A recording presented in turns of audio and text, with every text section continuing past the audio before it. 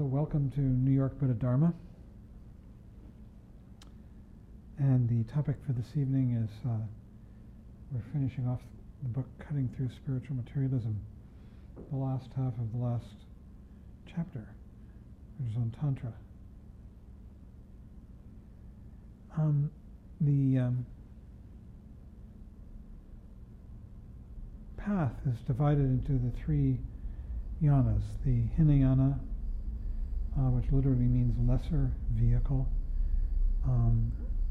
or we prefer to call it the foundational vehicle, the Mahayana, which is the greater vehicle, middle stage of the path, and the Vajrayana, which is, Vajra means adamantine, indestructible, diamond-like. The Hinayana stage of the path is the one in which the practitioner discovers egolessness, the fact that the self, what we call this I, is really a fiction and doesn't have any true existence. It's just an ongoing story, or not even an ongoing story, a story that is told from time to time, different versions of it, different dramas. And in these dramas, there's always this central character, I. The discovery that I is a fiction, or even a lie, frees us from the need to protect that self. And in doing so, it introduces the person on that stage of the path to freedom from suffering. So really, this is when the one completely traverses this stage of the path and is called a non-returner, is the epithet that's given to people who have completely accomplished the Hinayana stage of the path. They're non-returning to suffering, to samsara, and they have achieved a kind of surcease of suffering. But they haven't fully penetrated to reality yet, because it's only what is called in the teachings the 1.5-fold suffering, 1.5-fold egolessness. What that means is that they haven't fully understood that while I doesn't exist, neither does other. That all of these things that we think exist out here in the world, people, cushions, rocks, stars, are just passing phenomena that appear to us in the moment, just the way this gesture comes and goes, And we turn our heads and we're looking at one direction and we see what's over there, and now we see what's over here. There's just this constant display in the present moment. Kind of like, I think of it as like pixels on a computer screen. They have no substance, but they create pictures for us. And these pictures are pictures in sight, sound, smell, taste, touch, and also mental objects, which arise like these pixels on a computer screen, the pixels of our experience. And they pass away. The discovery of that aspect of reality is what characterizes the middle stage of the path, the Mahayana. It's the discovery of emptiness, of shunyata. And fundamentally what that means is that we discover that all phenomena are empty of true being, of true existence, of true substance. That they're this constant display of passing away, which is ongoing.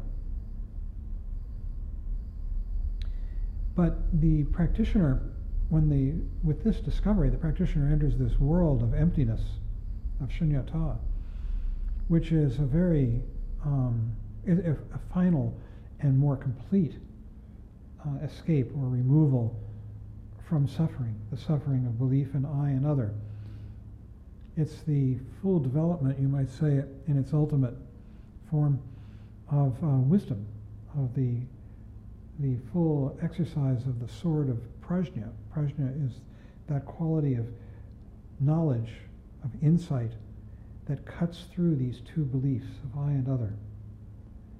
And it also releases compassion, because this practitioner at this stage of the path, in escaping from suffering, him or herself, looks around and sees all these other beings who haven't, who are still trapped in this drama of self-preservation and struggle with the external world, the so-called external world. And great compassion arises. And more than that, once the veil is rent, this veil of belief in I and other, then the world is seen to be arising in complete interdependence. Everything is interlocked. It's like a form is revealed by the space around the form. You know, the pink of someone's cheek is revealed by the color of the hair that outlines it.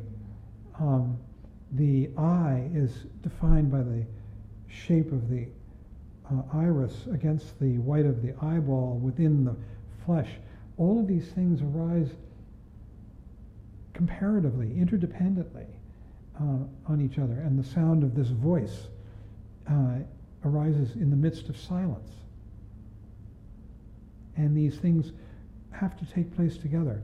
That great interdependence is the working of compassion. It's the beauty of the arising and passing away of the phenomenal world, which in itself is worthy of our affection and our appreciation in all its forms. But the practitioner at this stage of the path, which the practitioner is called a bodhisattva, meaning an awakened person, a person who's awakened to emptiness, to the truth of emptiness, shunyata.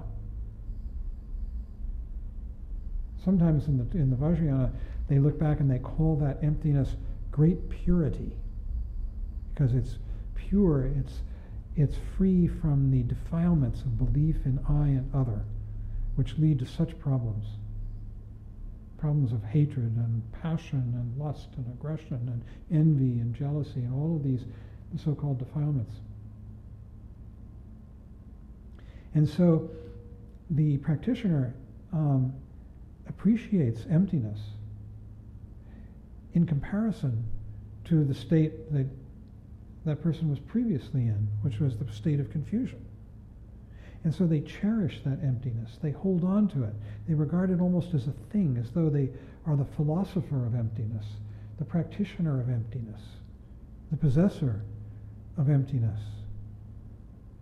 And that's a problem, because that becomes a new and more subtle form of egotism, of me and my path, me and my escape from suffering, me and my discovery of profundity.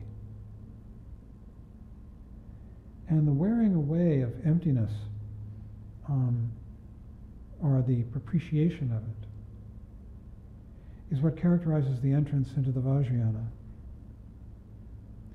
I wrote down here that emptiness, shunyata, derives its meaning relative to samsaric mind. Trungpa Rinpoche said that in his book.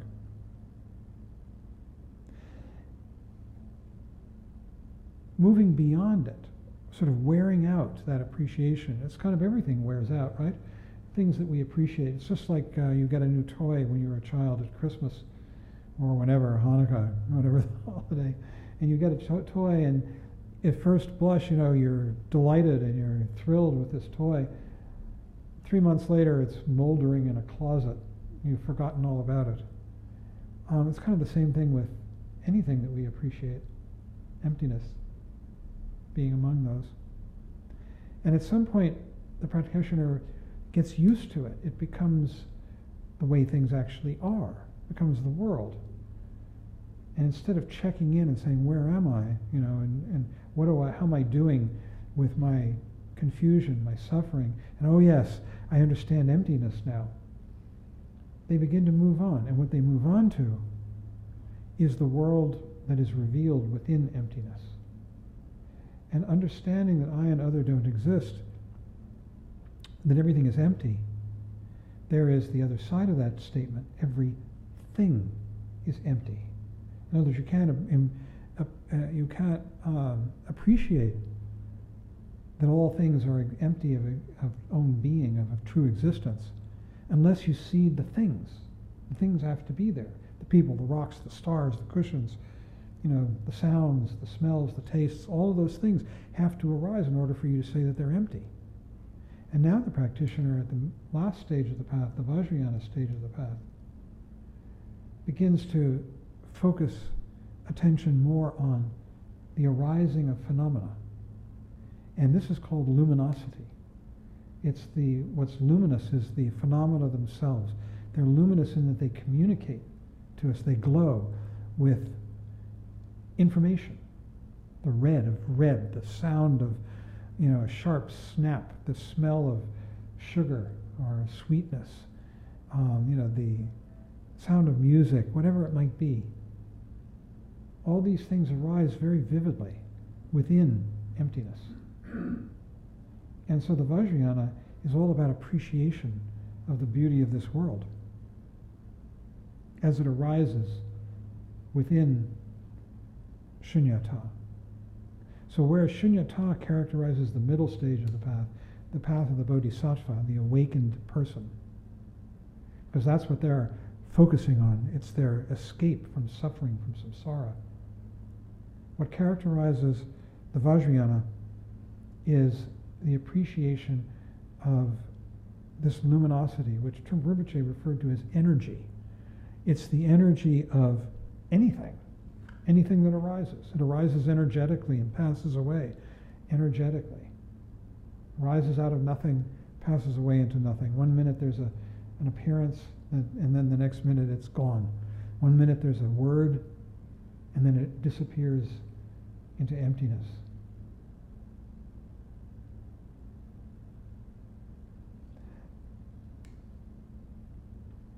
And in this discovery, this is really the stage of enlightenment itself, because now the bodhisattva, or the practitioner, has really let go of everything. And they're just free-floating in this world of the combination. It's the union of shunyata and, in the Sanskrit they call it's prabhasvara. Shunyata of emptiness and luminosity. And that's what the Tantras talk about all the time. They talk less about emptiness than is done in the Mahayana, and more about the union of emptiness and luminosity. Shunyata and prabhasvara. Because these two things rise in union. And it's characterized in this statement, that's often chanted, all things,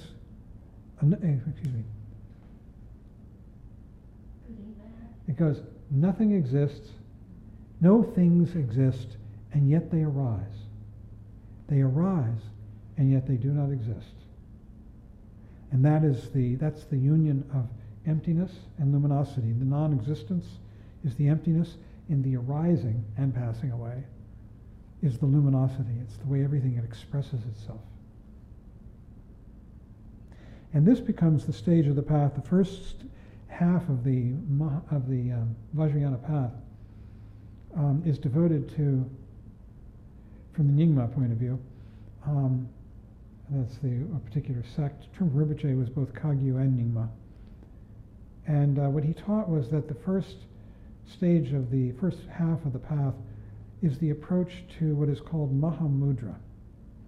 Maha means great, mudra means a variety of things, but generally in this context it means symbol. So it's the great symbol. And what it's referring to is that for the practitioner at this stage of the path, the world is so vivid that it's constantly speaking its nature to us. And red isn't just the color red, it's full of meaning. And when you hold a rock in your hand, you're holding mountains. And you've got, in a glass of water, you've got oceans. Everything is vibrantly, powerfully communicative. It's as though, we in our ordinary state of mind, we see the world as ordinary. We just walk around and we say, oh yeah, there's Alan, and there's Sarah, and and there's Jackie, and whatever. And it's just like we write everything off. We see it as a name. And in this world, we stop doing that. In the world of the Vajrayana, because that has all quieted down. It has all faded away into emptiness. Good and bad, happy and sad, wasn't that what you were going to say? All thoughts vanish into emptiness, like the imprint of a bird in the sky. That's from the Sadhana of Mahamudra. And so we're living in this world of complete non-conceptuality, including having dropped the concept of shunyata, of non-conceptuality. See, that was a big savior for us, discovering non-conceptuality. We could see the world as being empty. And at the stage when a person does that, it's a big shock. It's a big transmission when emptiness is communicated to a person and they discover this world of emptiness. But beyond that, there is the world of luminosity, the world of Mahamudra, in which the people who are walking around are, as it says in one text, gods and goddesses. Or in another text, in another point of view, everybody are dakas and dakinis. Dakas are male energies and dakinis are female. And they're very powerful, dakas and dakinis. There are different kinds of dakas and dakinis, but basically there are two kinds. One is mundane, that means people in human bodies who are not enlightened, but have a lot of energy, a lot of male and female energy, and oftentimes both. Men have some female energy and women have male energy. But then there are the enlightened dakas and dakinis. And they can be people in a body, and they can be spirits that have no substance, that are just pure energy and are unavailable to ordinary mind. Unavailable because we're seeing the world as so ordinary.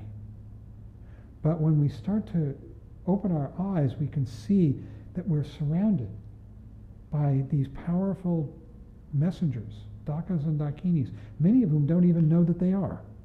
They're still mired in confusion. They think that they're ordinary people, when in fact they're dakas and dakinis, they're gods and goddesses. And this world that we're walking through is as they say in the Tantras, a heavenly palace. And what they mean by that it's a heavenly palace, it's the mandala. This is the mandala that we're in, and we don't even see it. And what the mandala is the sacred ground. It's sacred because in the world of conceptuality, everything has value for me or against me. We're constantly judging everything that we encounter. Is it going to make me happy? Is it going to make me unhappy? Which is a very mean way to go through life. We look at somebody and say, I find that person attractive. I want to get close to them. I find that other person unattractive. I don't want them. It's a very utilitarian, using, sort of crass approach. And in the world of the Vajrayana, the world is emerging of being of value fundamentally in its own right, for no reason. Not because it's of use to anybody, but just fundamentally worth being here for. And they call this sacred world. And the description of the people who, as they discover it, especially in the beginning for the first time, is that they enter a world that is luminous because the scales have fallen from their eyes. The scales of confusion, of belief in I and other, and belief in the labels and the stories that we tell about ourselves in the world. And those scales, those stories, gray the world out. And so when people describe that first entrance into the world of emptiness and then beyond into the world of luminosity itself, they describe it as being lit, as being almost tangible, the space, as being full of enormous vibrancy and color and just beauty, whatever it is. Even when it's ugly, it's so vivid, it's beautiful, it's powerful. And this is the world of Mahamudra. And there are two ways to take this. One is from the point of view of a person, an ordinary person who wants to enter the world of Mahamudra, and there are practices that one can do to help one begin to change one's view, begin to open one's mind to this sacred world. And these practices are creation and completion practices. They are where you do visualizations of deities and you have them arise out of emptiness or whatever you've got, in your mind, and you dissolve them back in. But then there's also the description of this world from the enlightened person's point of view. And from that point of view, and either way, it's described the same way, as mandala. A mandala, each one of us has particular nature. And what the tantric teachings say is that all phenomena arise in one of 5 styles. Or actually, you can rise in multiple styles. You can have combinations of the different 5. These 5 are called the Buddha families. And they are arranged into a mandala. We are walking constantly through a mandala that is revolving around us all the time. It's a living thing. And wherever we look, we are looking out in a direction of the mandala. And this mandala is organized into the 4 directions, north, south, east, west, and the 5th is the center. And each one of these directions is represented and is characterized by a particular style of the way phenomena arise. It's a description. So, most of the people in this room, but not all, are familiar with the Buddha families. We could talk about them after, I guess. But I'm going to go through them briefly. And you can read about them in a lot of places. Trungpa Rinpoche's book, Cutting Through, but more and more people have written about the Buddha families. So Irene Rockwell wrote a book on the Buddha families. What else is there on the Buddha families? Tibetan Book of the Dead describes them. The Tibetan Book of the Dead describes the Buddha families. Right, they're described in so many places because they're key to the Vajrayana, especially to the lower levels of the Vajrayana. Huh? Dharma art, right? Right. So if you want to read more about them, there's that book was changed. It's now called True Perception. Right. The title talks about the Buddha families. So the Buddha families are the Vajra family in the east. It's characterized by each family has a wisdom and a defilement, and the defilement of the Vajra family is anger. And the wisdom that anger transforms into is the wisdom of discriminating awareness. And that is that the name for it? Mirror-like wisdom, sorry. Discriminating awareness is the name of the Padma. It's mirror-like wisdom, and it's analytical. It sees how things are put together and come apart. It's like it's very intellectual. You could analyze something into its component parts, take it apart and put it back together and understand it that way. The action, there's an enlightened action that's characteristic of the Vajra family. It's pacifying, because you pacify a discordant situation with understanding. That's the easiest way, the first way to pacify a situation. The season for that is winter, because everything is very crystalline in winter. You've got ice forming and things are revealed in sort of crystalline clarity. The color for the Vajra family, it alternates back and forth between, it's usually white. White? Is it white? Either blue or white. Either blue or white. Depending on what the I think in Cutting Through he said it was white. center. Yeah, I know. Because in the center they alternate back and forth. They trade off blue and white. Huh? Yeah. Blue is a cool color, and those is cool. Blue is cool. It is. So is white. But in Cutting Through, it says it's white. He does say. It's white. He sa- That's what he says. That's right. But then I spoke to Jack Nyland about it. It alternates. In other mandalas, they can switch. Well, in the Maitri rooms, Is it painted blue?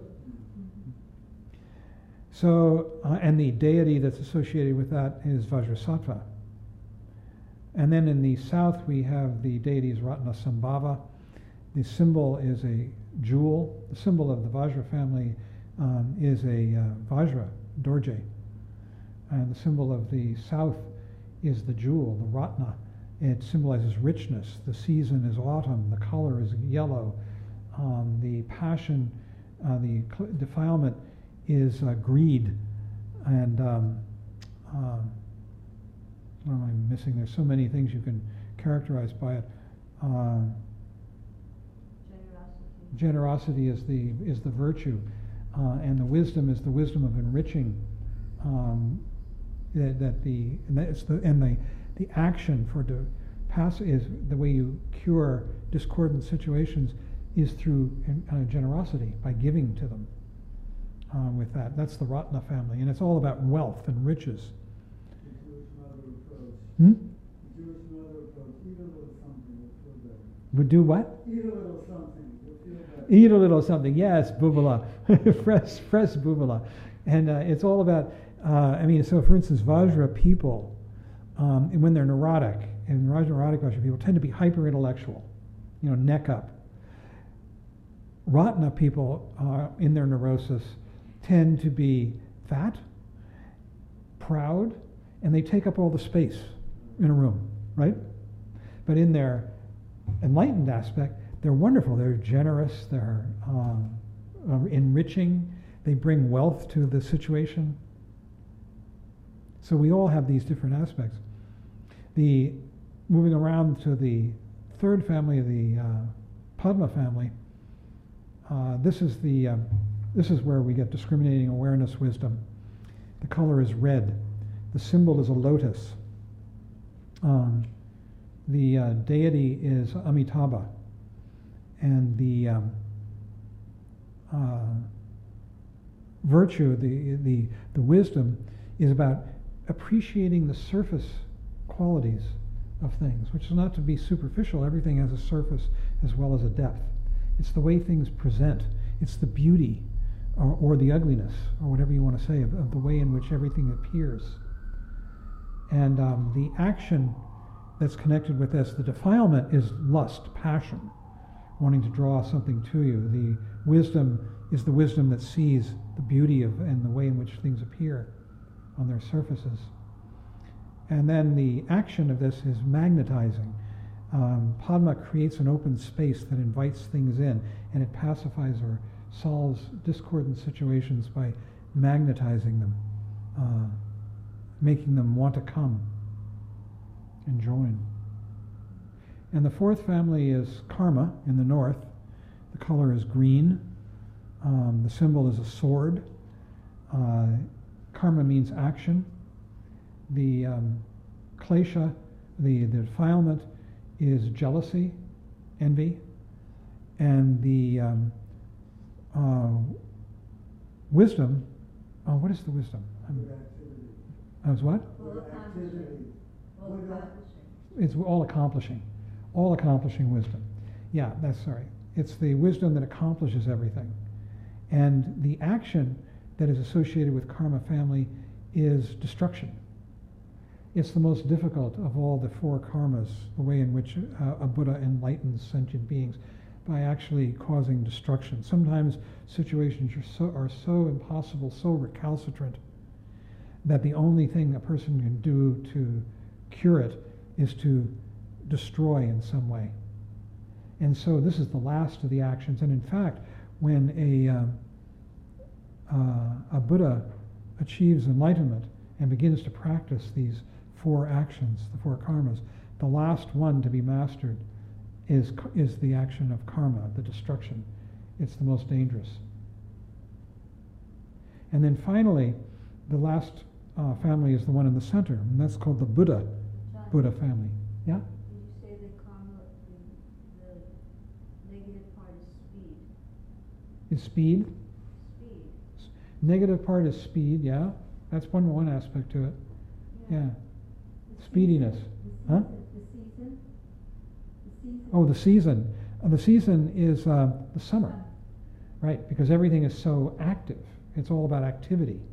And so it's like, the earth is so full of bugs and plants and everything working together and growing.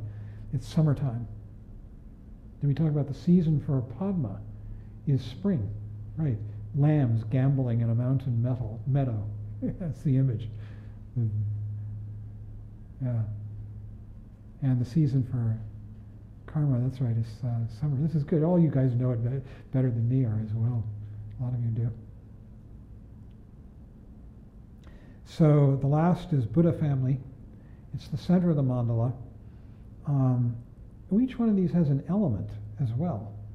So the element of the Vajra family is air. Is that right? No, water. Water. And the element of the Ratna family in the south, which is all about richness, is earth. And the element connected with the Padma family, which is about passion, is fire. And the element of the karma family, having to do with destruction, action, speed, is air, right? And the element, the fifth element of the five elements in the Buddha family is space, because this family is all about accommodation. It accommodates everything. It's very bland. The wisdom is it the wisdom of equanimity? I think, and it's just the wisdom that accommodates all other things. The klesha, the defilement, is pride. Ignorance. Ignorance, but I always heard pride.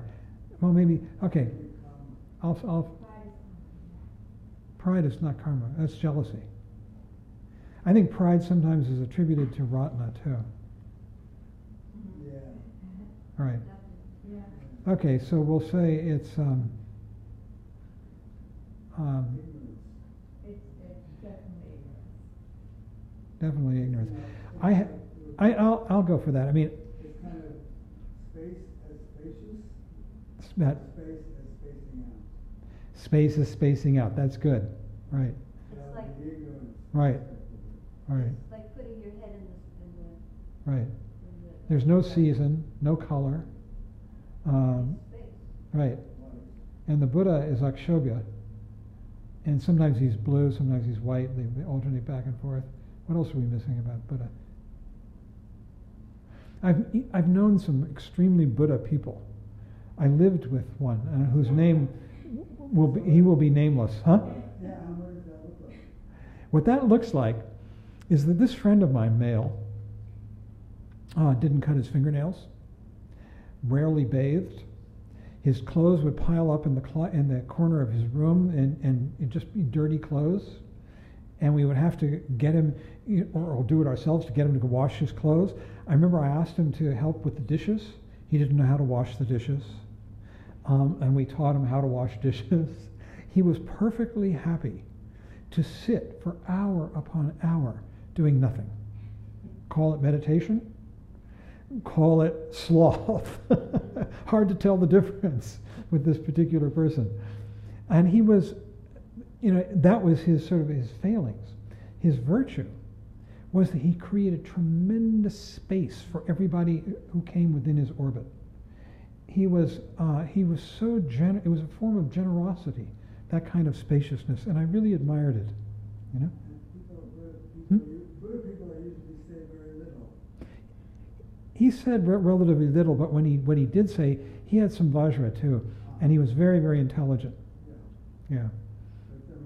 But, Typically, yeah. looking at it in the pure You're right, in the pure form.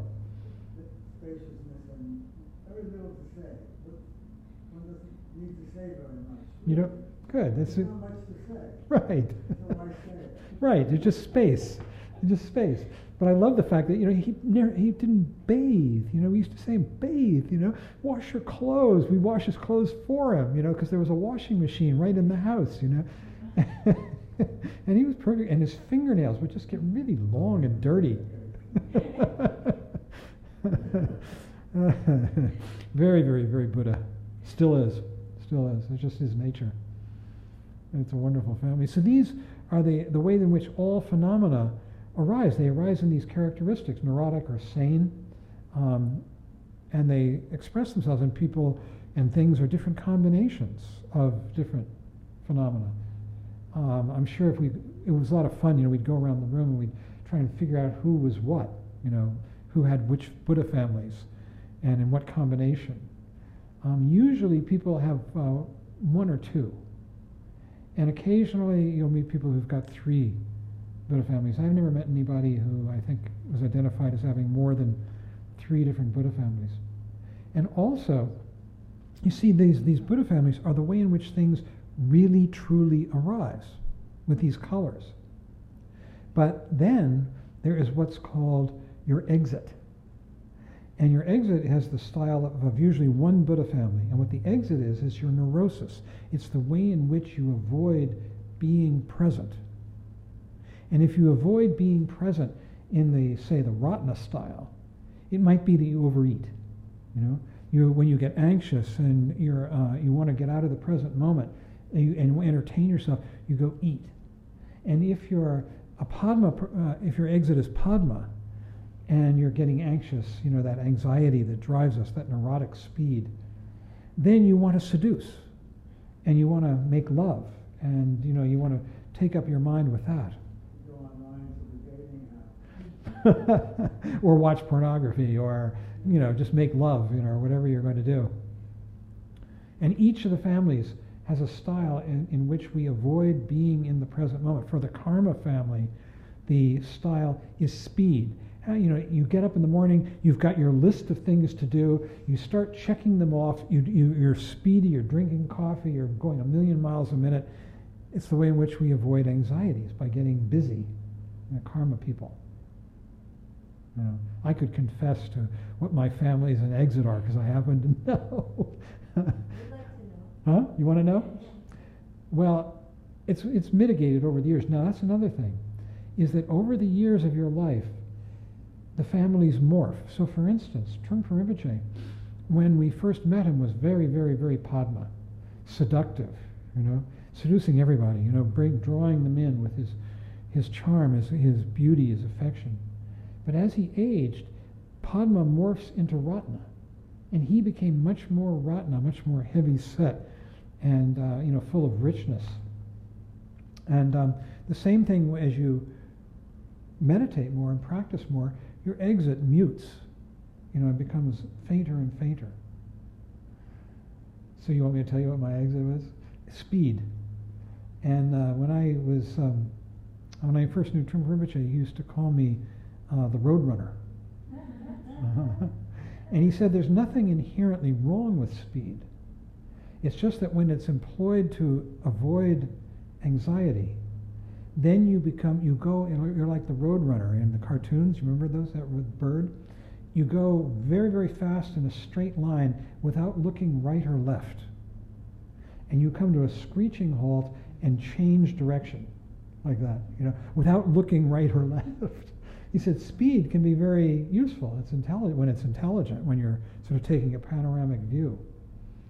But when it's neurotic, you're the road runner. And Diana, his wife, was the queen of the road runners, he said. But everybody has their style, their exit, if they're unenlightened, the way in which they avoid being here. And it corresponds to some family. While karma is my exit, it's not my fundamental nature. It's not my fundamental nature is something else. Is a combination of the other families. And each one of us has its fundamental nature. And everything arises with its fundamental nature.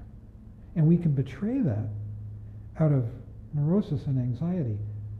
But nonetheless, it's there. It's how we present in the world.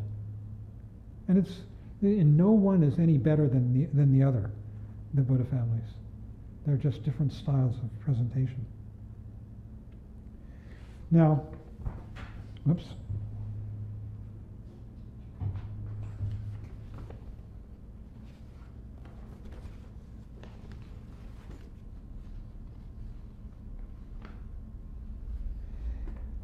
He really doesn't go into beyond Mahamudra. See, Mahamudra is really all about the practices that are connected with this view of the world, with the mandala view of the world, are really about creation and completion and the yogic practices. Beyond that, especially beyond the fifth jhana of the Vajrayana, when you get to the great perfection, you're getting into pure formlessness, and Mahamudra gets there too, into pure formless realms. But you never really escape the deities of the mandala. They always, because they're part of reality, they are this world seen with the eyes to appreciate it. Then we live in a world full of deity. And so the practices that we start to do, and we do throughout really, even into Chögyam, Tugel, is all about recognizing the deities of the mandala, the 100 peaceful and wrathful deities of the practice of Chögyam. And this brings us to the way he ends the chapter. He goes into, without calling it this, what are called the three roots of the Vajrayana.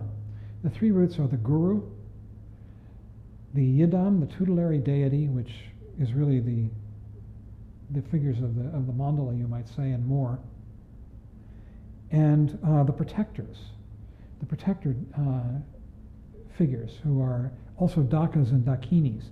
These three, the guru, the yidam, which is usually translated as tutelary deity, and the protectors. Now the guru is really the Buddha.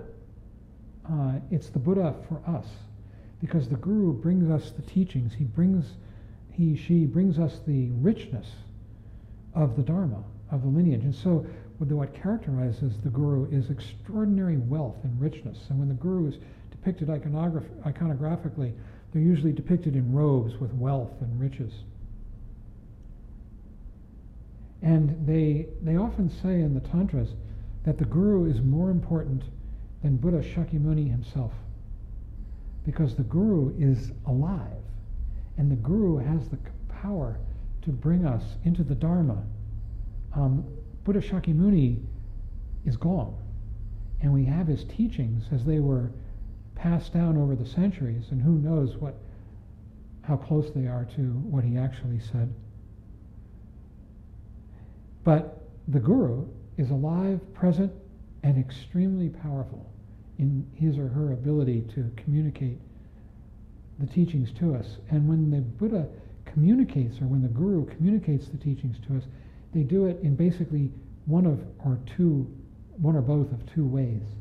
And that is, they give us the words, these are called kama, or they give us the transmitted teachings, terma.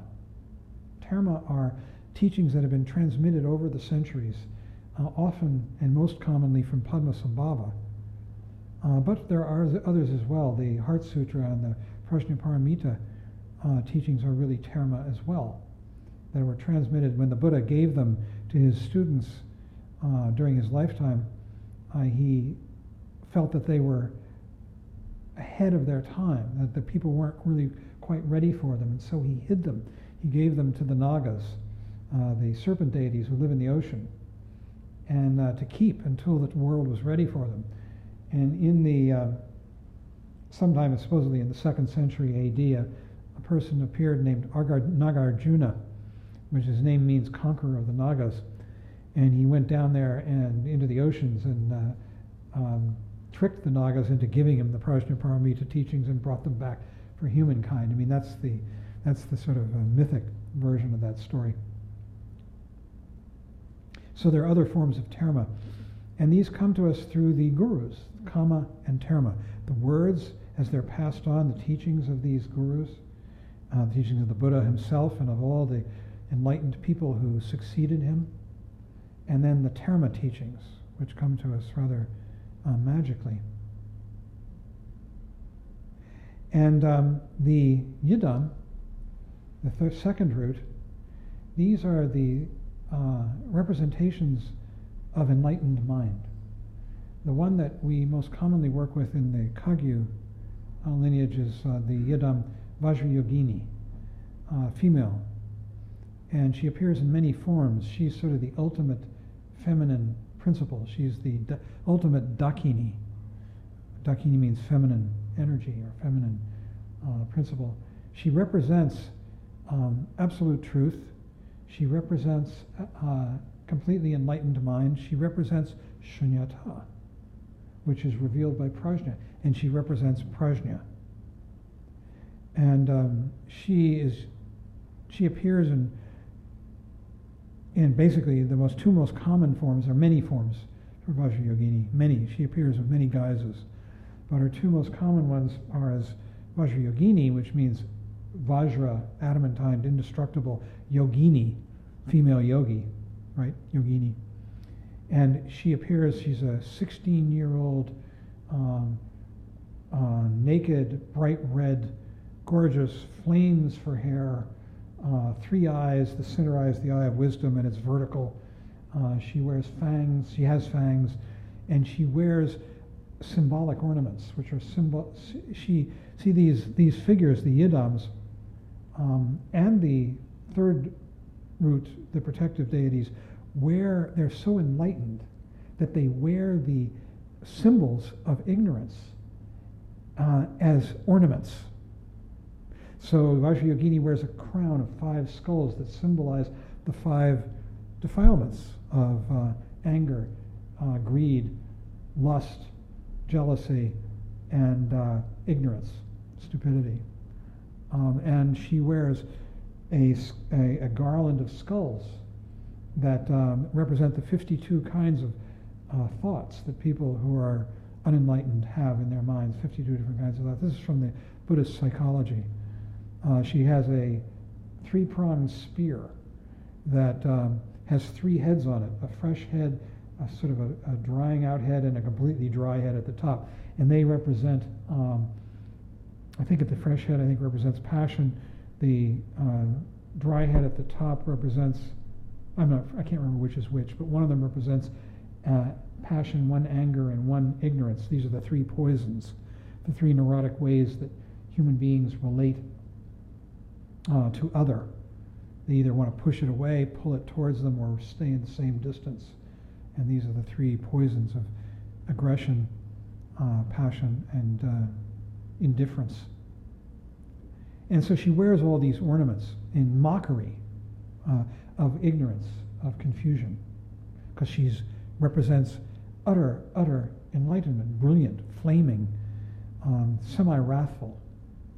And in her completely wrathful version, she has the head of a pig, which is another symbol of ignorance, and she's called Vajra Varahi, which means adamantine or indestructible sow, And she's sort of a prototypical yidam. There are male versions, they're called harukas. And so Vajra Yogini is often seen in union with her male consort, who's Chakrasamvara. And he represents skill in means, the skillful action of enlightenment. That enlightenment can act in an extraordinary skillful way to enlighten other beings. So he has a gazillion arms, because each arm holds a different implement used for enlightening sentient beings. And then the third root is the harukas, or dharmapalas, that all of these are revealed. You see, these are all revealed in the mind which can see the world of luminosity and emptiness. Then everything becomes so much more meaningful. It's speaking to us. And the dharmapalas are mostly, the protectors are mostly wrathful. There are basically 2 styles of dharmapala. They bring us into enlightenment. They wake us up, either through the peaceful ones, by helping us understand our neurosis, so that we can peacefully come to the path. But the Vajra, the wrathful ones, have to jolt us out of our ignorance, and sometimes very, very violently. And so they're shown as being very angry and wrathful and scary. And these are the Mahakalas and other wrathful deities.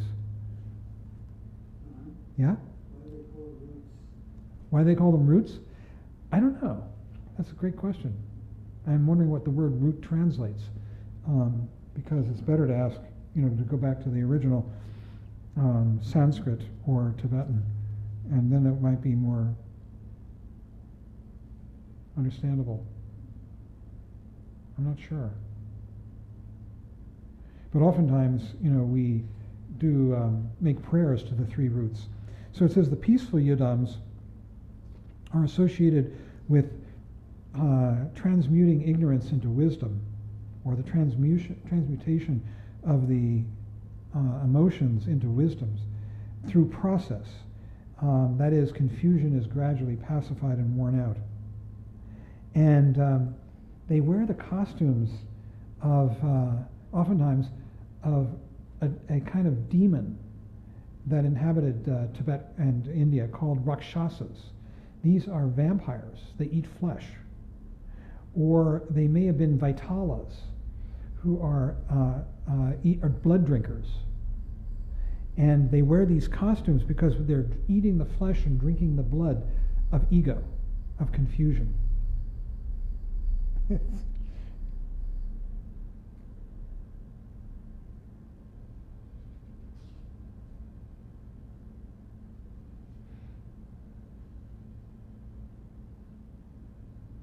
He says this about Mahā'ati, the highest of the Vajrayana levels. Dzogchen. Yeah. He translates, actually it was called Ati in Sanskrit. There's another name for it in Sanskrit, Mahasandhi. And you see, in Tibetan they called it Dzogchen, and Dzog literally means perfection, and Chen means big or great. So he put a Maha in front of the Ati, Trungpa Rinpoche did, to make it synchronous with Dzogchen, great perfection. But in the tradition, it's actually called Ati in Sanskrit. And anyhow, Mahā'ati, the highest of the tantras, he says the sense of identification with Mahamudra, with these symbols, falls away, and one merges with one's true nature.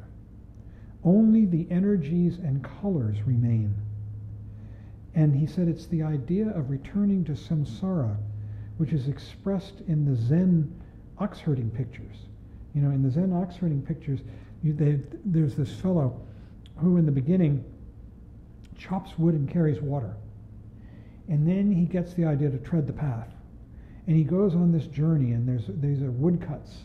And you see him at different stages of the journey, of his spiritual journey, in each of these 10 woodcuts. And finally, in the last woodcut, he's enlightened, and he chops wood and carries water. And that's the idea of Ati, is you come back to this complete simplicity of just being here with whatever arises, even the beauty of Mahamudra, of the Buddha families, of the protectors. The first blush is like the Christmas presents, it's very spectacular. But then one gets used to it, and it just becomes the world, the way things actually are. Which is to say that the practitioner is still living in this world of vividness and color, but there's not this sense of appreciation of it. It's this constant holding on of some kind of egotism, which Trungpa Rinpoche called spiritual materialism. It just adheres all the way up through Mahā'ati. It falls away, finally. And he calls the stage beyond Ati old dog, when you've gotten to the point where you just are in here, in the universe, responsive, reactive, but you're like an old dog that isn't impressed by anything.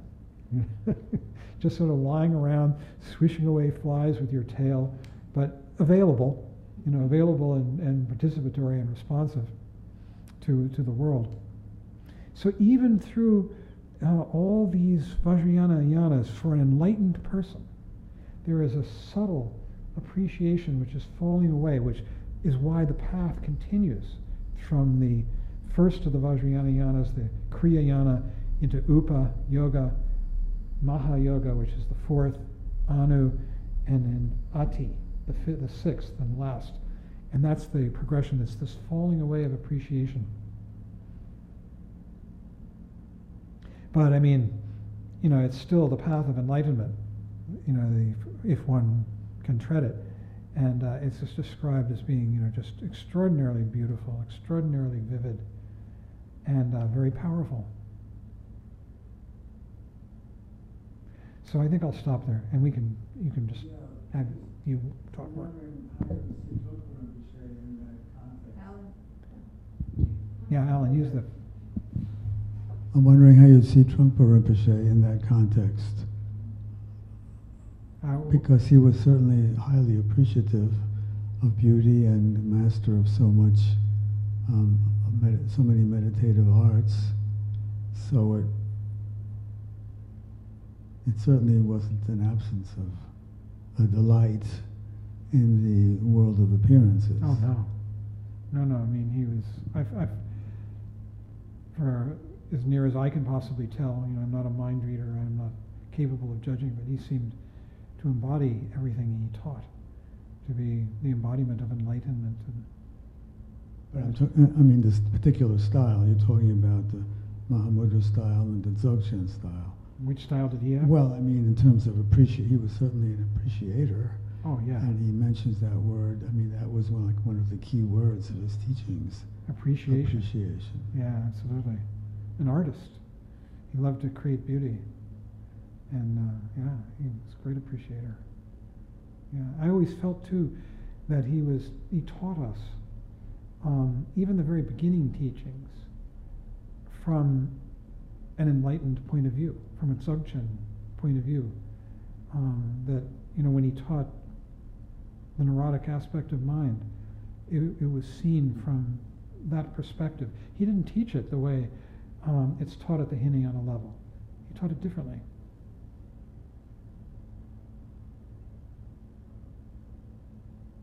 In terms of old dog, it seemed to me that the teacher who exemplified that was Dilgo Khyentse Rinpoche. He was also called Mr. Mountain. He was. A very large person and very, spacious. Tremendously. Utterly spacious. Just projected such equanimity, Inordinate calm. Yeah. Just calm. And kindness.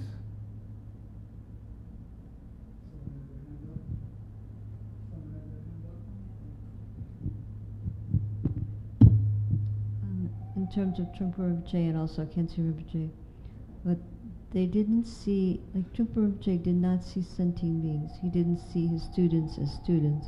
He saw Buddhas. He saw possibilities. And that's where he started from. He started from the fruition. Yeah. I think he also appreciated our neurosis too. But yeah, I think he just saw us all, the potential in all of us. But if he only saw neurosis. Oh no, he didn't only see that. If he just saw that, then he would say, I can't do anything with these barbarians. I'll just give them some little practice to do, throw yourself on the ground and do some prostrations and we'll see what happens. But since they're not Tibetans, they're really not going to understand anything, and there's no way we're going to recreate Tibet here. But not that Rinpoche wanted to recreate Tibet, but he definitely wanted to. He saw the possibilities. He really, I think, really truly believed in Buddha nature, that everyone had it. And when he met his students, he said, "Oh, these people, even though they seem like they're barbarians, to me, I see the potential here of them not only receiving teachings from me, but I'm going to train them to be teachers and meditation instructors, and just start from the top." And he did it in a skillful way that we could actually work with it. Not that he gave us some big transmission in the beginning, but it was the way he saw us was with deep respect, and he saw us as enlightened beings that needed to be worked with. That's all. Otherwise, nothing could have happened really the way it did. His view was very vast.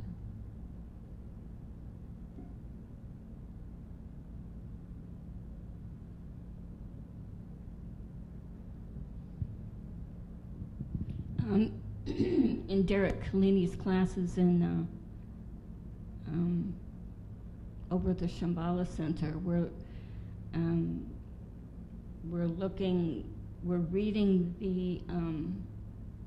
the transcripts of Trungpa Rinpoche's teachings to y'all. Teachings what? To you all. We're reading the actual transcripts. Yeah. And then reading other things that came later to look at how things changed with him. But the transcripts that we're reading are him teaching you to teach meditation, teaching you to teach meditation, and they're really, as you know, because you were there, they were really something, because he was really detailed in it.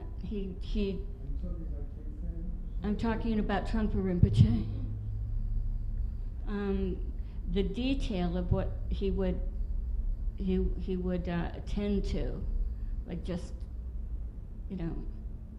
answer every question that was asked about how this should feel, and the out-breath, and why the out-breath, and it's really something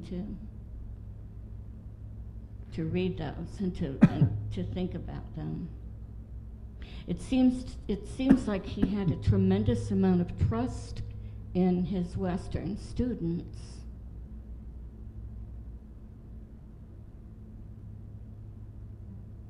Because outside of the West, is it true that people didn't meditate really, or even monks didn't start with shamatha?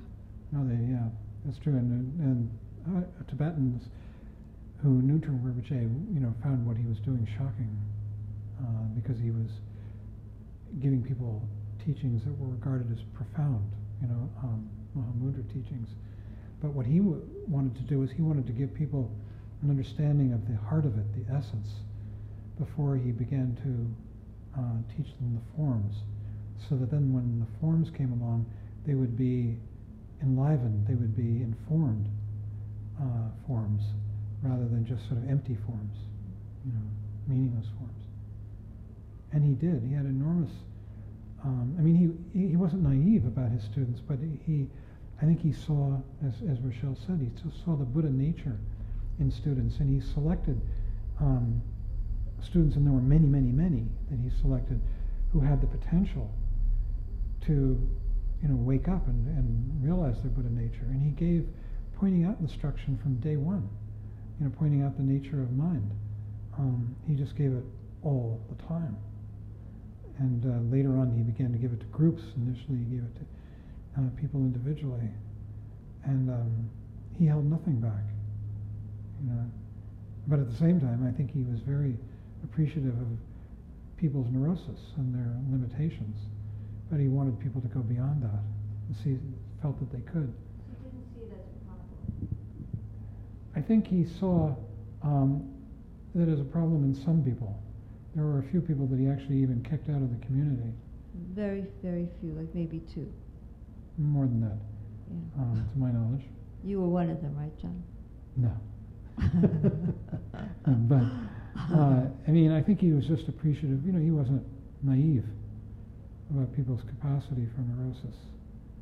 And at the same time, though, he wanted all of us to be teachers. He once said about Gurdjieff that he felt that he was an enlightened teacher, but that he had failed to pass it on to his students. He was looking at Uspensky and the rest. And he said he didn't want to be that way. he wanted his students to get it from him and to become teachers as well. And I think he very much sort of was sending us off on a trajectory, giving us the understanding so that when he was gone, we could continue the path and find our way in a way that was true, that was legitimate and bona fide and wholesome, because he had launched us correctly.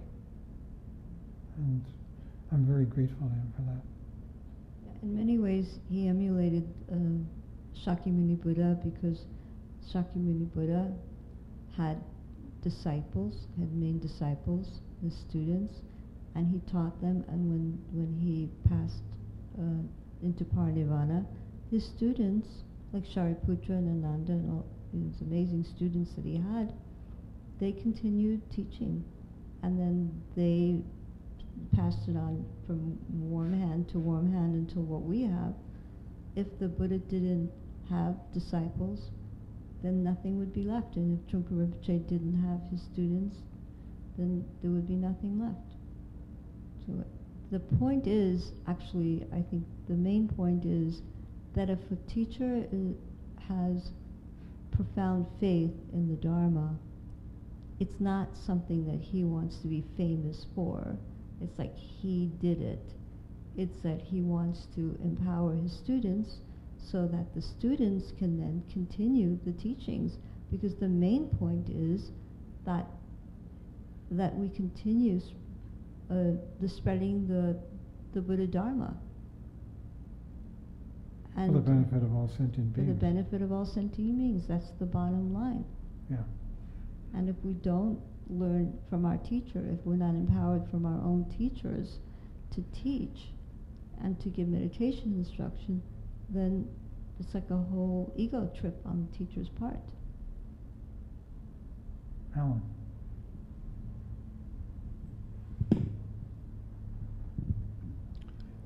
I have a story of the three roots from the great commentary known as Wikipedia. The outer three jewels are the Buddha, Dharma, and Sangha. Right. The three jewels have an inner aspect known as the three roots. Okay. The Guru, who is the root of blessings, the Yidam, who is the root of accomplishment, and the Dakini, who is the root of enlightened activity. That's nice. Thank you. That's a terma coming to us through the air. Like a gomter, right? Yeah, mind dharma. Well, I think perhaps we should end here. I mean, this is, I think what's being offered us is entry into a world that is so luminous and beautiful, and where the whole suffering of worrying about me is something that fades away, and we become part of the world and the cosmos in a way that we can't be when we're so wrapped up in our little selves. And I just keep thinking, that sometimes around Trungpa Rinpoche, when I was around him, and I know other people felt this too, it's as though the world, I always felt that somebody had turned up the rheostat on the lights, that the world just got brighter and really interesting. So it's a great encouragement to practice the path. All right, so shall we dedicate the merit? Okay.